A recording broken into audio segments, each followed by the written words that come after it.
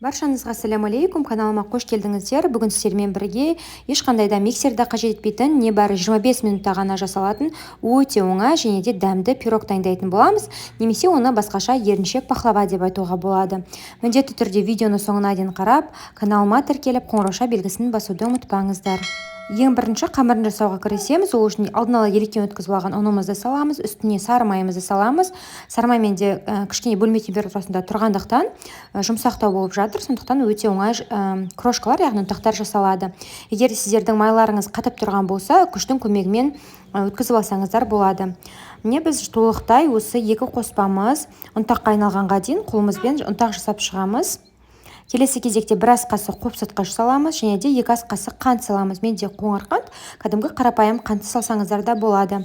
Енді жақсылап тұрып қасықпен барлық қоспамызды араластырып аламыз.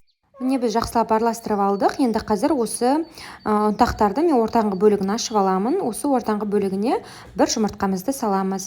Осы бір жұмыртқамен қазір қамырымызды елеп аламыз.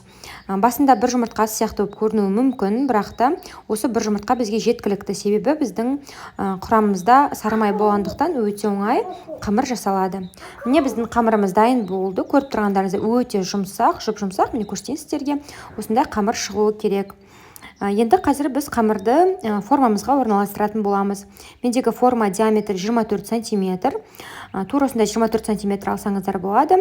Енді біз қамырымызды қолымыздың көмегімен осылай жайып шығамыз. Қамыр өте жұмсақ, сол себепті де бізге формасын келтіруге ешқандай қиындық туғызбайды. Сонымен қатар пирогтың шеткі жақ бөлігіне бортиктарын шығарамыз. Осылайынан қолмен жасап шығасыздар. Одан кейін әдемі болу үшін шеткі жақ бөліктерін, бортиктарын осы шанышқымен басып шығамыз. Енді біз шеткі бөліктерін артық жерлерін біркелкі болатындай осылай кесіп аламыз. Сонда бізде пирогымыз әдемі болып көрінеді. Келесі кезекте біз вилкамен осындай тесіктер жасап шығамыз. Міндетті түрде осындай тесіктер жасауды ұмытпаңыздар. Алдын ала тазартылған грек жаңғағын қосамыз, және де мейізді қосамыз. Мейізді де мен алдын ала дайындап алдым. Енді үстіне бір банка сгущенкамызды құямыз толықтай. Алдын ала қызып тұрған пеште 180 градуста 25 минут пісіріп аламыз. Міне біздің пирогымыз дайын. Егер де сізге видео ұнап жатса, каналыма тіркеліп қоңырауша белгісін басуды ұмытпаңыздар. Сол кезде жаңа шыққан видеоны ең алғаш болып көресіздер. Бізде пирог өте дәмді, күшті болып шығады. Міндетті түрде дайындап көріңіз.